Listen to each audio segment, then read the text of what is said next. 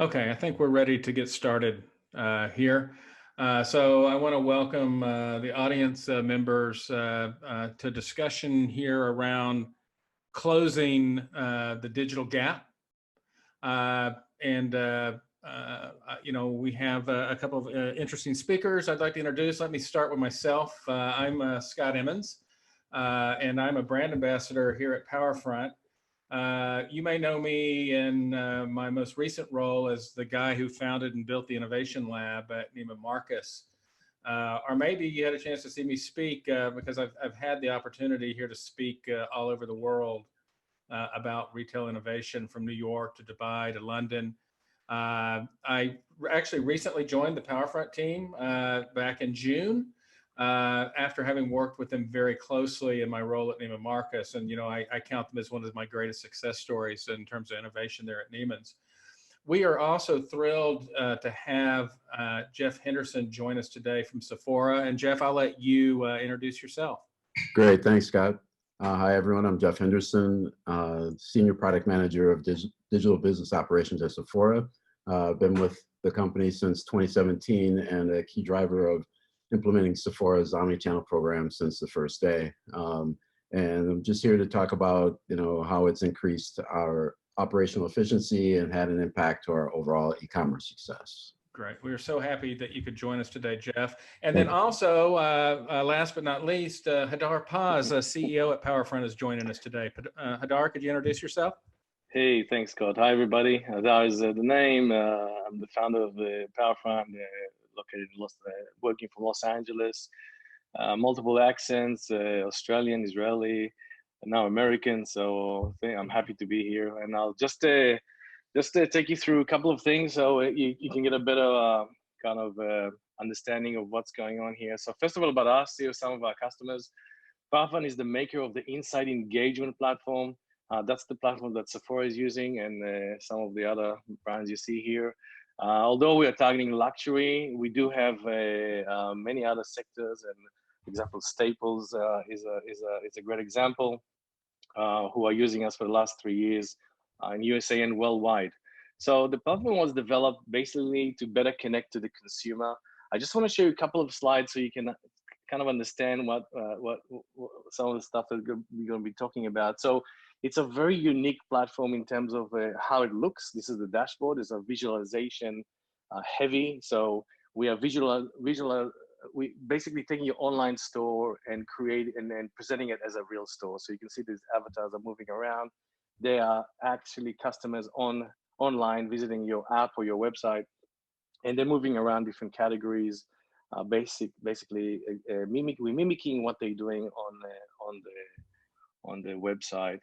The agents have a very visual dashboard, so they can see basically the customer in front of them and what they're looking at, what they got in the basket, what they purchased before, everything about them as much as kind of possible. We also presenting the way they feel, so the sentiment of what the customer is going through right now, and that we take from the chats. We processing the language, and we figuring out if they're happy or sad, and if they're really unhappy, we get smoke coming out of the air. So everything is so visualized.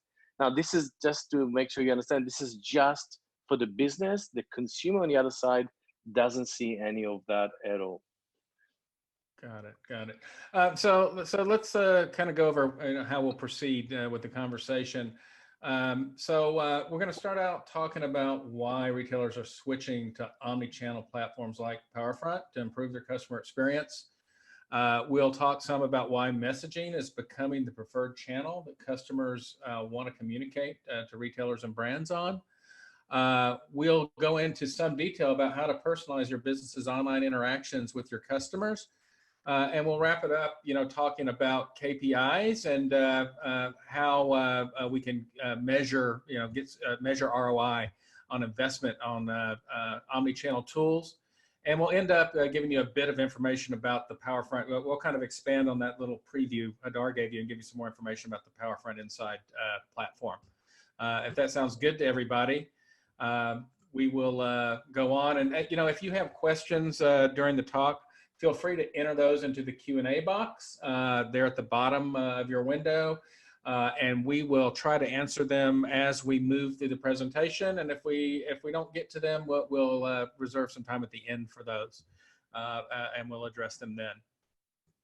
So, you know, when I joined Neiman Marcus back in 2003, you know, we had a robust online, you know, e-commerce business then, you know, as well as a 110-year-old physical store business.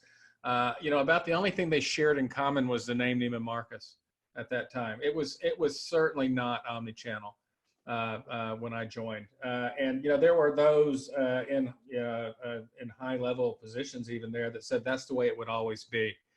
I would caution anyone that, you know, anybody that tells you this is the way it will always be is almost always wrong, by the way. And that's not the way it was always going to be. The customer is who drove, you know, the Neiman Marcus brand to change that, because the customer demanded that they get a consistent experience across their touch points with the brand. And so Neiman Marcus had to go out and work, right, to enable omni-channel capabilities. And that, you know, included deploying tools like PowerFront to deliver a better customer experience. Jeff, I'd love to hear, you know, how you are integrating an omni-channel approach over at Sephora to deliver better customer service. Sure, great. Thanks, Scott. At Sephora, there's a few ways that we do it. So if you think about the in-store experience, there's digital applications that kind of enhance the customer's journey. And so not just what's on the shelf, but also kind of how the digital applications really kind of make those products come alive. So customers are able to see, you know, what are in the product galleries, what products there are in the galleries using iPad stations. There are makeup tutorials. There's, you know, user-generated content that customers are able to see, so that enables them to see how items may look on themselves. Then there's also the mobile applications that digitally mirror the high-touch service that customers expect in our stores. So even if a customer intends to buy in store, they can still research online. So there's also quizzes, interactive resources that are available online. So all of this helps to minimize the pain points that customers experience when they're trying to make a decision to purchase. So if you think about kind of what's happening in the store, so here we have the a customer service, a store staff person, you know, kind of viewing the customer, and so, you know, she's thinking, okay, so she saw her in the store earlier this month. She's looking at lipsticks now, so that's what she was doing before. She's been in the store for some time now. She's searching for something, obviously, and whether or not she can remember the last conversation she had with this customer. The customer doesn't seem to be very happy. She purchased a lipstick last week. So these are some of the things that the store staff person, you know, will consider when they're when they're going to approach a customer, if you will. When you have omni-channel or with the Insight platform, we can recreate the same visibility online. So online, our sales reps or our customer service agents can see what's in the customer's basket. They can see what her purchase history is. There's previous conversations that they may have had, her location, her sentiment, and more. So really, I think they have an enhanced awareness and enhanced knowledge of what the customer is doing, who this customer is, in order to be able to provide, you know, greater help for her. Yeah, this is what really grabbed me the first time I saw the platform, was you were able to really truly recreate, you know, a person-to-person interaction, just like it was, you know, two people standing in front of one another. So let's talk a bit, you know, about messaging, because you know, what we're seeing is that messaging is exploding. That less and less customers want to contact, you know, via voice. That, you know, no one wants to go through the trouble of picking up the phone. That, you know, messaging is the preferred platform. Especially, you know, as customers get younger, you know, this is definitely the case. We, you know, feel like we're going to continue to see an increase in the use of messaging for communication between brands and customers. And maybe even in 10 years, there's not going to be any voice communication at all in those interactions. So, Jeff, why do you think the messaging platform is so important and is growing so rapidly? Scott, I think it's really it's born out of convenience. I mean, even though you might not actually be physically talking to a person like you would on the phone, there's all these, there's the pain. Just personally, there are pain points that I experience when when I have to call customer support. There's how long do I have to wait for a call for the agent to pick up? I can't do anything else while I'm waiting for the agent to, because it's like I walk away from the phone, I do something, I come back, the agent has picked up and then hung up on me. I don't have any, if I've had conversations with customer support before, there's no record of it. And any type of auto response from an email ticketing system that I might have to go through is really, it really becomes laborious and something that I don't want to do. And I hadn't really thought about this until working in Omnichannel, but agents also have pain points, and I'm sure that, it makes that make their job more difficult. For example, there's no context. Someone calls in to have, they have questions about their order. They want to know about product. The agent doesn't have any context as far as who the customer is. There's no history of previous conversations. There's just no visibility in, whether or not they have $5 in their card or $500 in their card. There's just no visibility. So chat and messaging reduce all of these issues and more. And I guess that doesn't even really get into the fact that, it's probably voice and email are much more expensive ways to deliver service. Yeah, definitely. Absolutely. Definitely. And let me back this up with an interesting slide here. So millennials and younger are starting to really use text only, really. So if you ask a millennial, if you offer them two choices of phones, one is a voice only and one is text only, 75% will take the text only. And I always, when I walk through airports, I always look around and I'm looking for people that are on the phone, and I cannot see everybody. I cannot find one. Everyone is texting, messaging, and that's what people prefer to do. So, and how does it affect the customer service? Well, you will see in 10 years, there will be no phone calls anymore. Just no phone calls. No, everybody hates phone calls. I mean, who wants to call, right?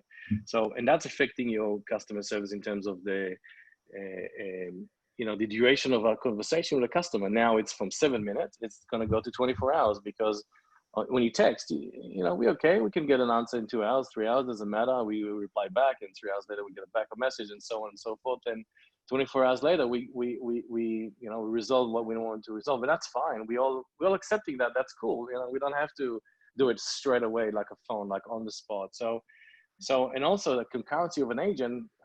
Today they handling 3 conversations at the same time. That's going to move to 100 or 200 conversations because they don't have to really reply that fast. So interesting what's going to happen. Yeah. So, at Neiman Marcus, I worked, with a really smart guy that, coined the phrase that personalization is the new loyalty, which I bought into strongly. And, as I've attended, a lot of different, kind of conferences and listened to a lot of different smart people talk about retail and innovation and, what the next generation of retail is going to be like, it's become popular to say that, every retailer is a technology company, which I absolutely do not believe. I think that's a bunch of hooey. I think what every retailer, the business they're in, is in the relationship business. And delivering a human touch to their connection with their customer. And like Neiman Marcus, we wanted a very high touch service model with our customers. Other retailers may not need as high touch, but I do believe that there needs to be that human connection, right, to retain and offer the most value in the relationship between our customers. Jeff, I'd love to hear your thoughts on how Sephora is personalizing the omnichannel experience for their customers. First, thanks, Scott. First of all, I want to say that I completely agree with what you're saying. I mean, I think that all of that is true, and especially with, I think this, the skin conditioning makeup is a type of product that does require a lot of high touch. And, we employ humans to greet customers, to help them find them what they need, forge a personal connection with them so that they feel comfortable taking our advice and helping them make purchase decisions. When you look at on the online experience, live chat is human connection. That personal interaction is huge in improving customer loyalty and retention. If you're buying a product that you're going to buy repeatedly, you want to go someplace where people know you, or they're comfortable with you, or they're going to make you feel at home, and they're going to give you the information that you need to help you make the best decision that you can.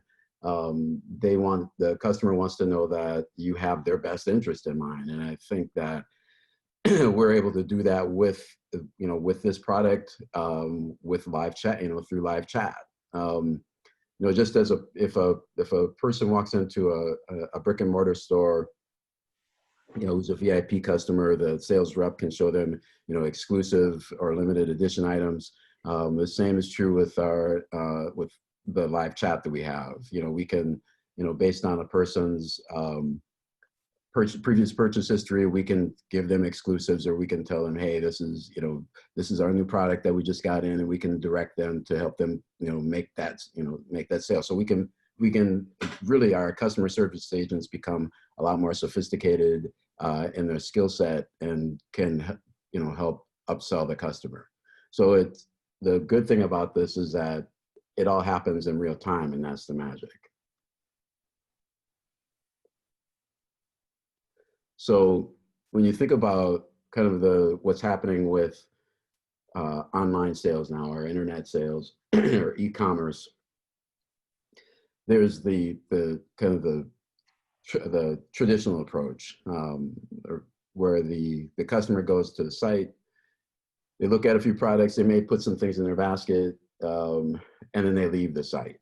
And so then they go to their email, they go to their Gmail account, and they get an email about the product that they have in their basket, or they go to another site, and that product appears on that page. If you think about it, it's a little creepy. It's like the store is trying to get them to come back to make that purchase. And I get people wanting to leave and think about it and then come back, but what Sephora wants to try to do is help them make the decision at the time that they're looking at the product. We want to be proactive in helping them make their purchase decision, and allow them to complete the transaction at the time. Yeah, it's not a new concept, right? Strike while the iron is hot. Exactly. So our agents have everything at their fingertips to influence their behavior while they're still on the site. Yeah, that whole retargeting thing, I can think, as from the Neiman Marcus perspective, I had to go do a lot of research on product, right? So I'd look at a handbag, and that handbag would follow me around the internet for days, right? as I surfed around, and it was completely, I didn't care about the handbag. I wanted it to go away, a quick chat, and they would have known, just leave me alone on the handbag. Yeah, like you didn't look at something else. Yeah. Try to sell me something I need. Exactly. In looking at our availability and kind of the impact that Insight has made on our chat agents, between 6 and 7, we aren't able to handle 100% of the demand. We're only able. That's crazy, isn't it? At 60, we're only able to handle 66% of the chats that are coming through. That's pretty incredible. Our operators are busy. I can't imagine what it's like at lunchtime. And I guess the one question I have is, who's awake at this time asking about lipstick? That's just, it's amazing. This has to be our commuters. I guess the other thing that it does is it really kind of alludes to how people multitask, and chat really allows people to do that. Absolutely, yeah. So when I think about Sephora, in my innovation role, you guys were somebody that I followed and admired. You're well known for, doing, kind of being first to market with new things and new, kind of customer experiences in your stores. And I certainly, kept up and followed with what Sephora doing, and admired those efforts. How have you guys been able to translate that into your online, your omni-channel experience? Well, as I mentioned before, all the things that customers value from the in-store experience are available online with Inside. We can see the customer sentiment, as Hadar talked about earlier, the preferences, and kind of the general overview of their journey, where they've been on the site. We can make suggestions to customers based on their previous purchases. We know the colors, scents, and products that they love. We know the price point that they usually shop at.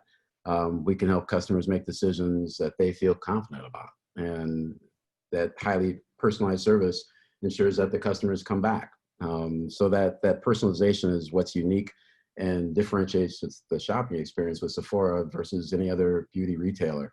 You have an API that shows offline and online purchases to agents, even if the customer hasn't logged in, all in one dashboard. So we can see how our customer has interacted with Sephora regardless of channel.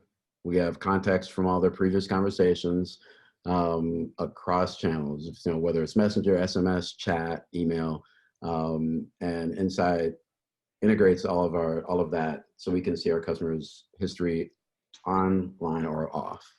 So I think that kind of single pane of glass view, right? Of all those touch points and that agnostic approach, right, to integrating all those different touch points is key to all this. Hadar, can you deep dive on that just a bit? Sure. So what's happening here is that every channel that that is available out there that the consumers are using, for example, Facebook Messenger or text, email, web chat, WeChat, WhatsApp. So they're all channels that customers may want to communicate, may want to search your business and then ask a question, right? So what we are trying to do is bring it all into the one dashboard, as you can see, and into the one chat pane. So we don't have to jump between screens. You can imagine if you have an application for every one of those channels, how messy that would be to actually try and run a customer service, right?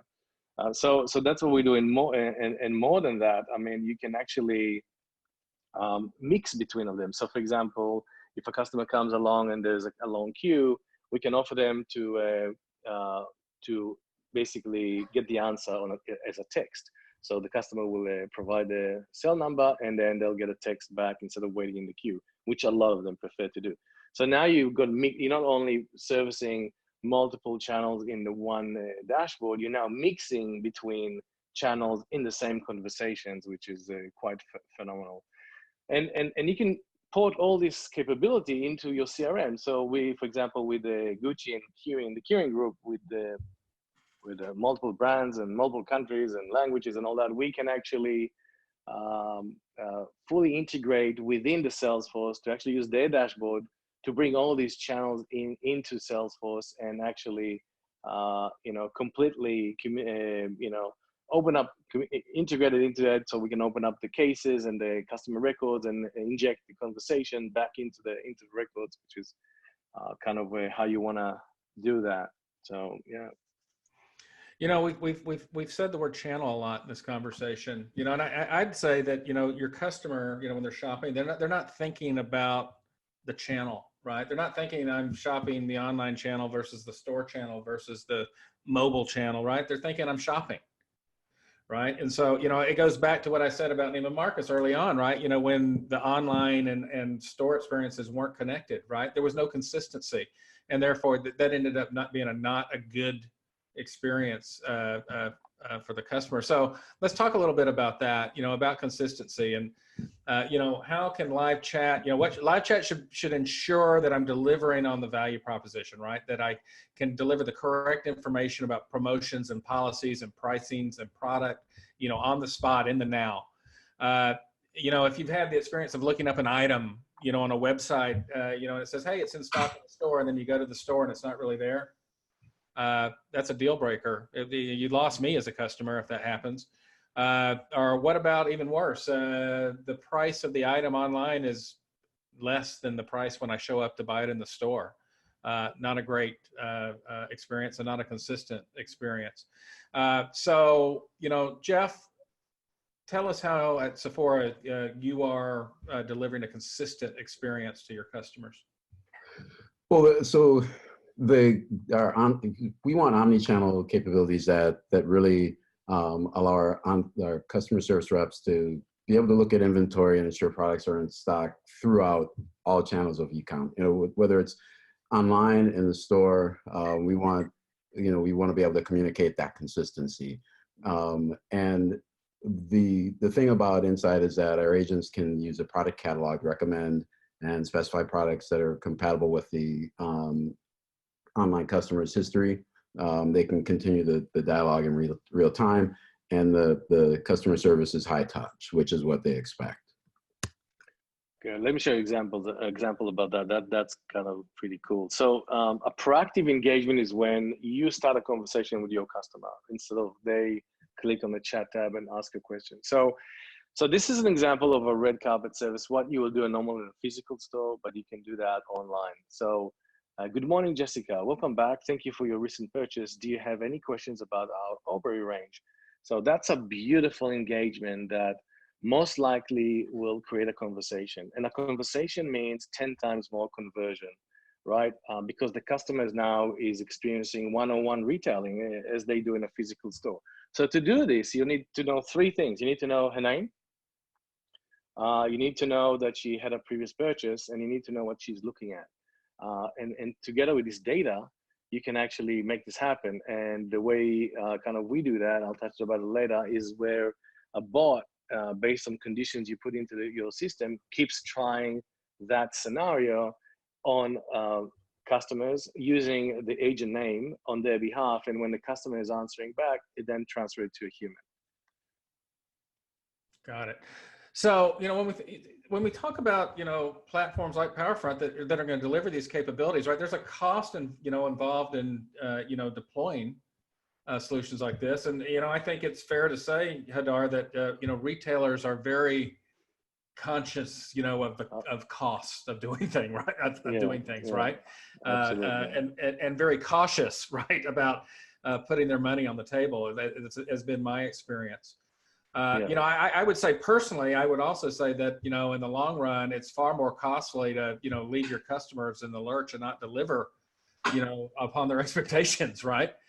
Yeah, I know that I spent a lot of time talking about ROI when I was pitching innovation projects, you know, and often with innovation, you know, return on investment was hard to prove. And I started thinking of it as return on ignorance, by the way, right? And you know, what was I going to miss out on if I didn't try this thing? What advantage was my competition going to get over me because I wasn't, you know, proactive and you know, trying something new and different to better engage with the customer. I'd love to know how you're approaching it at Sephora, Jeff. And I love the fact that I get to ask these questions now, where when I was with the brand, I couldn't. That's good. Well, Omnichannel allows so basically one thing is that it improves our customer service agents' efficiency. You know, just being able to manage the number of you know, increased number of calls, where they can manage more chats than if they're on the phone, right? Another thing is because of the resources that are available to them, they become more knowledgeable, they become more sophisticated, and they can handle more questions besides, you know, where's my order at? You know, I mean, and you know, not to simplify the role of the customer agent, but they can actually they actually become more of an advocate. They become more of a sales representative, and they can put the customer at ease in terms of, you know, which allows the customer to ask them other questions about product. They can deliver better customer service. They can take, you know, they can recognize opportunities in making sales and encouraging their customers to complete a transaction, and influence buyer behavior. And then I guess it's just the fact that they're on omni-channel. They're not required to know a unique set of skills for each platform that they may deal with. So those are just a few of the things that Yeah. really So, help. and as I listened to all that, it feels like those are all things that can definitely be measured, Yes, and can be brought to bear in that kind of ROI conversation that you're going to be definitely. having with those that sign the checks. Yes, exactly. So could you tell us a little bit about what KPIs are important to you at Sephora? Sure. So conversion rate, how many customers are actually based on using chat, how many customers are actually, making sales. And I mean, I guess it's not necessarily a direct correlation, but there's definitely an association between the two.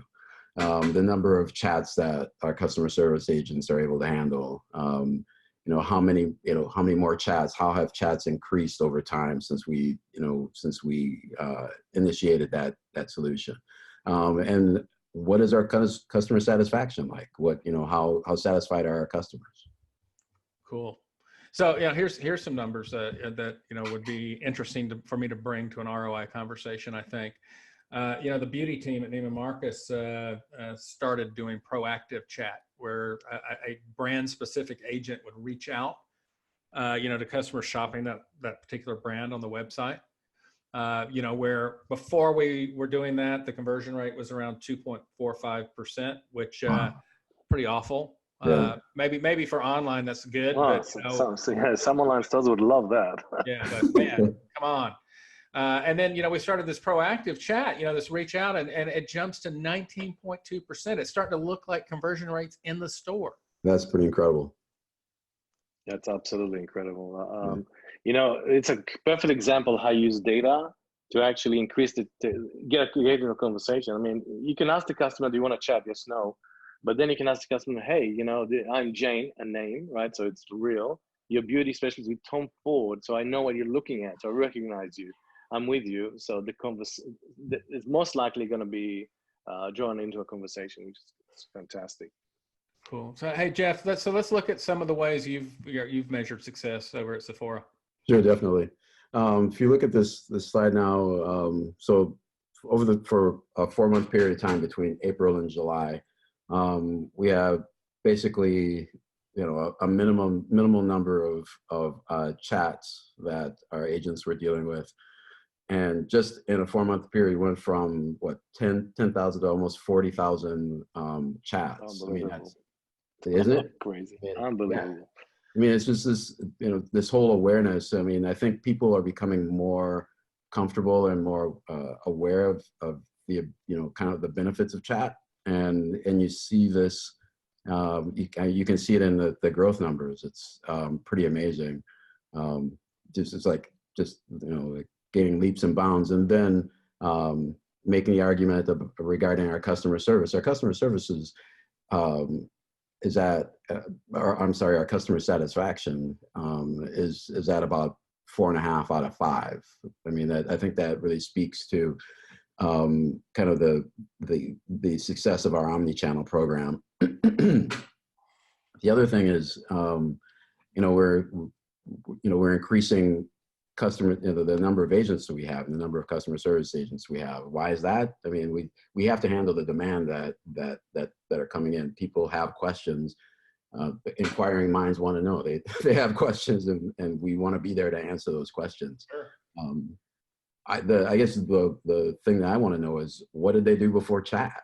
I mean, that's pretty. Oh, absolutely. Where's it 40,000 people? Who did they talk to? They wondered. They wondered with no answer. Yeah, exactly.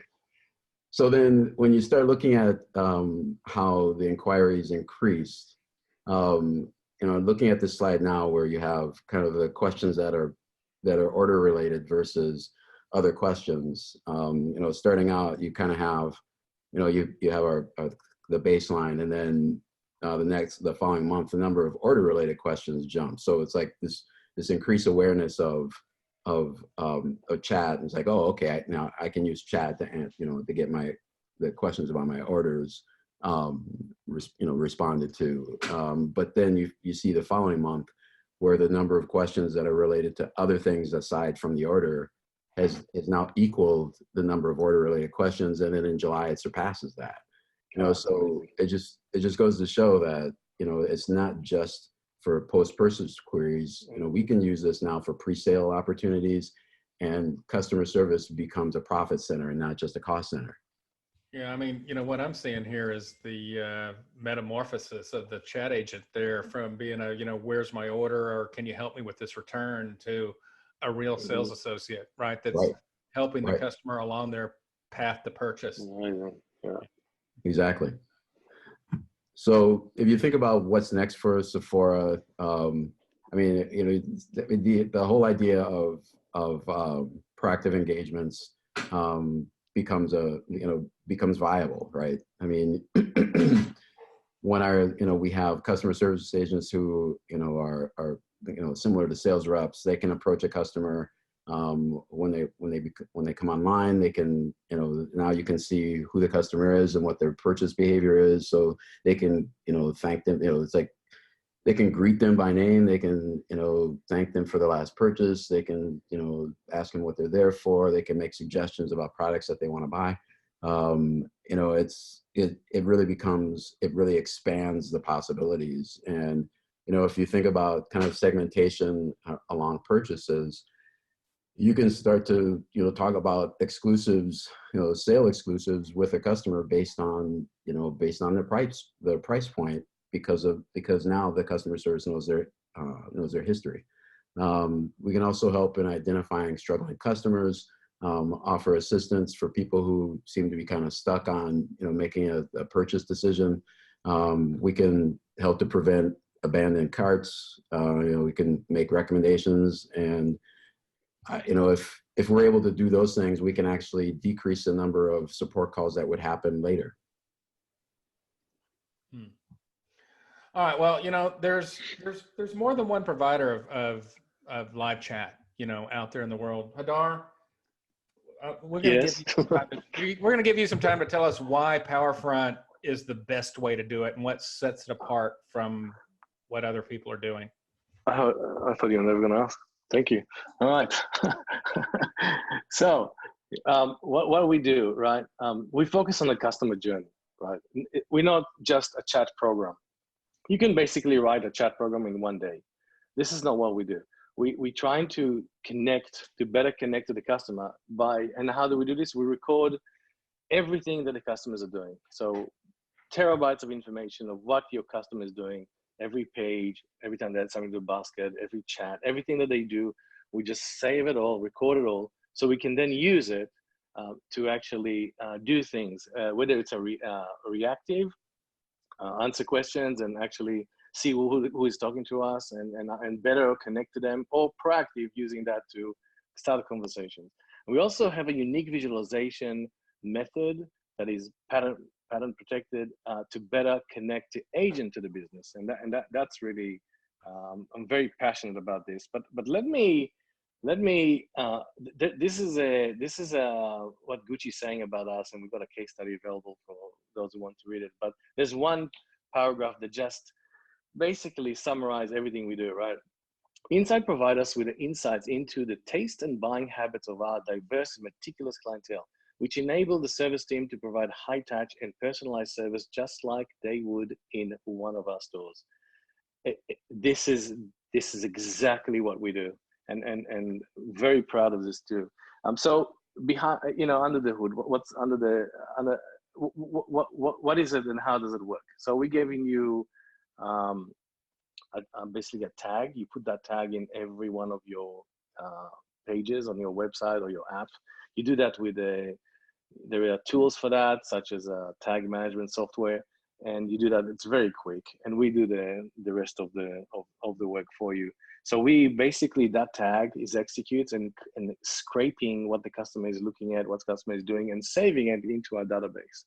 That database helps us to present back to your agents all the information in a very visualized way. So even with the pictures of products, everything they do, basket, purchases, everything else that we know about them, right? So with that information, we can then use our engine, which is like kind of an event engine, we build what and how we're going to, in this case, proactively engage, right? So All these little icons you see there, they are filters that basically allows you to access this huge database of what we collected about your customers, and basically create scenarios that will then execute start the conversation by doing the very things that we shown you before, such as this engagement with Jessica, right? So this is happening by a bot that is actually starting this whole thing with this with these scenarios. For example, say that you're selling shoes. We know that customers are always asking about the sizes, if they're true to size, right? So as a tip for you guys, if you know that this is coming through, you want to start the conversation. You want to show the customer that you know what they're about to ask, because then you're increasing the number of conversations. And again, conversations equal 10 times a conversion, right? So in this case, the bot starts and asking, hey, we receive a lot of questions about our shoes. Do you need help with the sizing, right? Customers replying, answering, and then straight away we move that to a human to continue the conversation, so the customer doesn't talk to a machine in this case, right? So text tables, for example, we've proven that this method increased the conversation by 300%, and that translated to tens of millions of dollars.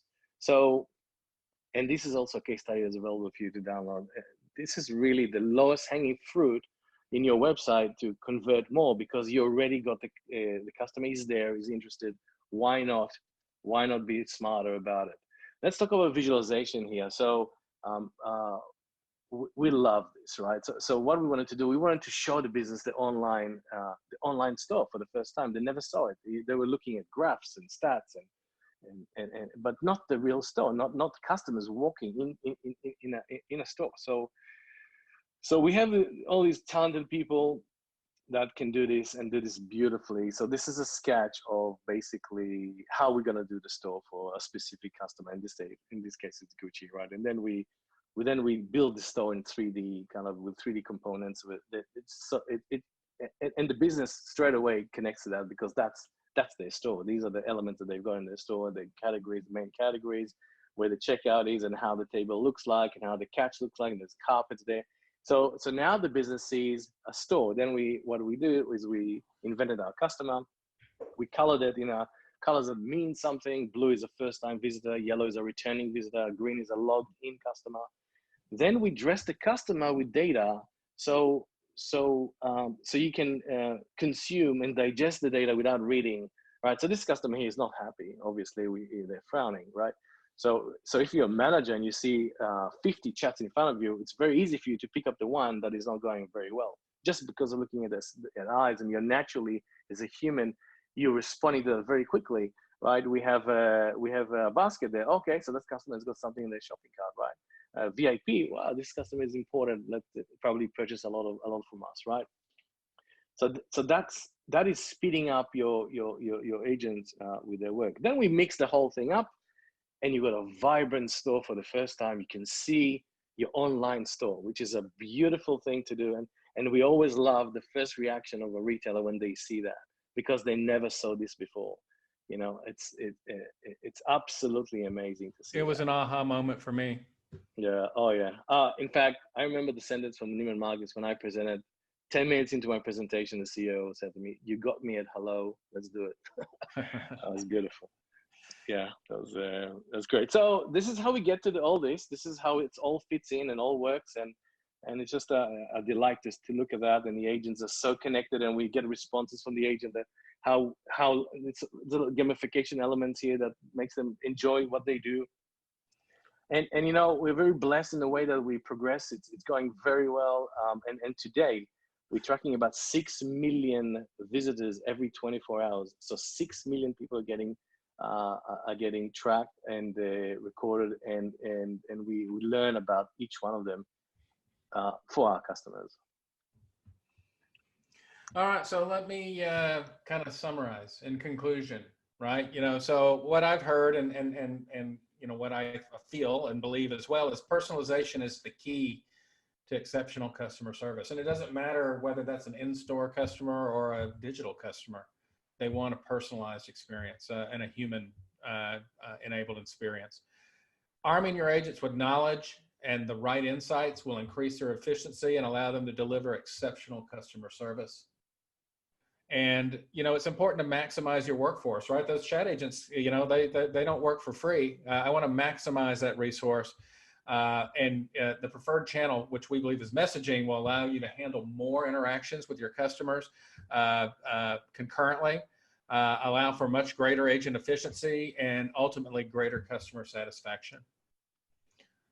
You know, I'd like to end with the three of us, Jeff, Hadar, and myself, would all love to connect with any of the audience members individually if they'd like, and we're easy to find on LinkedIn.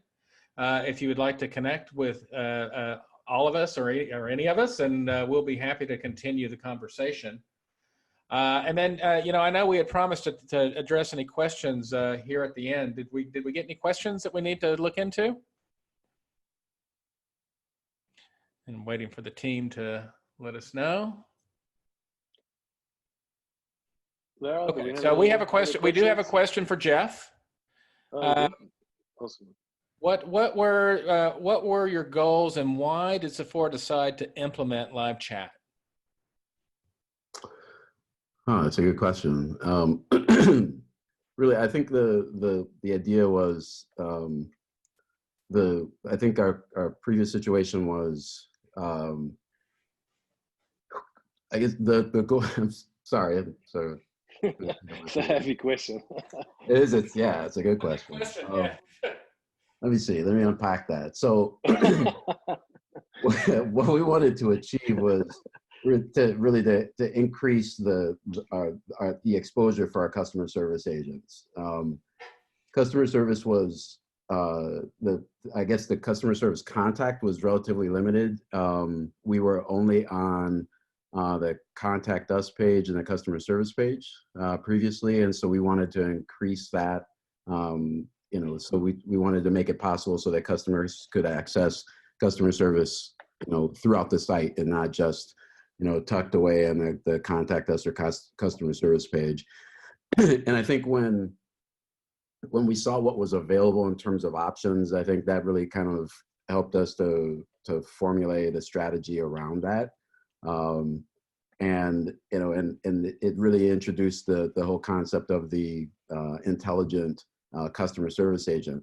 And it's not that we didn't, I mean, it was something that just, you know, we didn't realize, you know, was a possibility.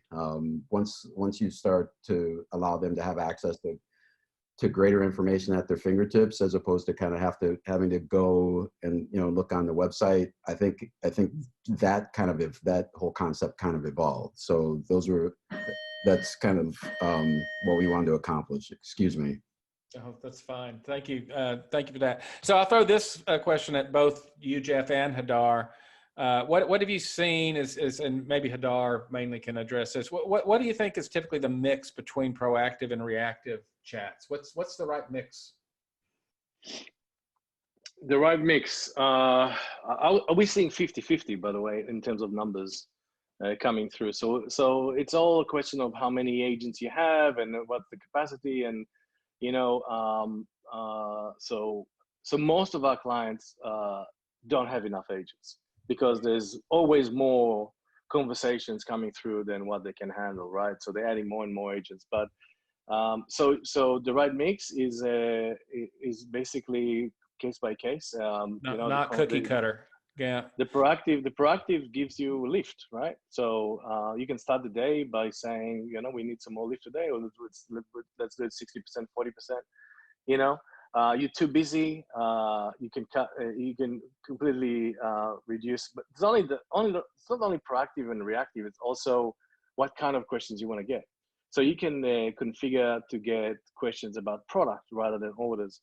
And the way to do that is you just eliminate every customer that bought anything from the last 10 days.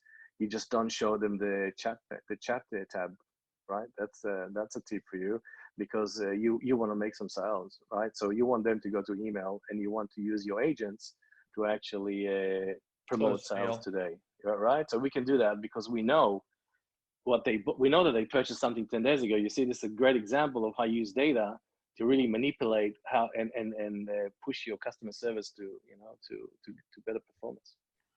Okay, last question, and that is, what is typically, I'm sorry, that's the last one. This is the last question. With all this data that you're capturing, do customers find this creepy or unsettling? And you know what, I'm gonna start first on that and say that it's only creepy and unsettling if, number one, you're not fully upfront about why you're collecting the data, right? And what you're using it for, and never use it in a creepy way. And, you know, delivering, you know, a better experience to my customer and to treat them like a human being is definitely not something creepy, in my opinion. Yeah, let me add to this. You know, it's timing, right? Creepy is if you do it 10 minutes later with a phone call to the customer. And I've seen this happening, and I was shadowing an agent that did that. That called the customer and said, "Hey, you know, you've been to our website 10 minutes ago, and you're looking at this and this and this. How can I help you?" And the customer went crazy. But if you do that while they shopping, that becomes a flattering thing. Oh, you know what I'm doing? You're helping. That is amazing. Everybody loves. You know, if you walk into to a shop and they say, "Hey, Scott, thanks for coming in again. How are you?"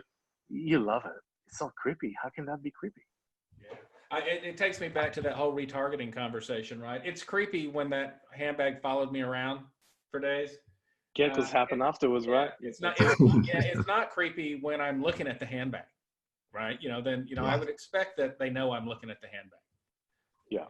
I also think, if I could answer that question as well. I think I also think it depends on the approach, right? I mean, if you like, you definitely want to be upfront, but you also don't want to like give them the whole impression that you've been watching them, you know, you've been following them, because I think that does make people feel a little weird. So it's I think the kind of the use of information that you have about the customer has to be, you know, rather subtle, as opposed to just kind of like saying everything up front, because it does feel like, wow, where'd you get all this information about me? Using that data to naturally interject the brand into the conversation. Right. There's a question here about numbers and lifts aside. How does your staff feel about using Insight versus previous vendors? Employee satisfaction, maybe. Employee satisfaction is one of our objectives moving into 2020. Maybe, Jeff, maybe you want to comment about that? Yeah. People are really happy about it. It changed the way that they you know, kind of the way they handled their business or conducted their business. They liked the whole gaming aspect of it. You know, the appearance of the gaming aspect, and I know there is a big wow factor when you first, like, when you see the demo. It's kind of like, oh wow, that's really cool. So yeah, no, people are really happy with it. Yeah, I had experience about that with Staples, when we trained them. By the way, training is about 3 hours. There's no question about that. So when we trained them, there's one of the agents was a little bit, you know, kind of, I guess. And I said to them, "Oh, no, you can now manage 3-4 chats concurrently, not just 2 as you do today." And one of the agents stood up and said, "Are you going to pay us more for that?" And we kind of and I remember that guy, right? And then they start, and I was there for a couple of days, and then they started, and then I was walking through between the agents, and then I saw him again, and I was standing behind him, and he turns on, and he goes, "This is amazing, I love this." So the response is great, and there's a little video on our website that we interviewed agents and what they think about that. That's very interesting to see. Down at the rooms to go. Yeah. That's what we experienced at Neiman Marcus as well. That, you know, maybe there's a little bit of, you know, kind of raised eyebrow on, you know, that at the beginning of the training. But by the time you get them, you know, in front of that screen and they figure out, you know, how much easier it is to, you know, interact with customers with this visual platform, you know, and that their job has just gotten a lot more fun, and they can be a lot more efficient. Yeah, the reactions was pretty positive for us as well. Yes. Cool. All right. Well, that was a quick hour. And I want to thank Jeff and Hadar again, especially Jeff for spending some time with us today. Oh, definitely. We're going to make this recording available to the attendees.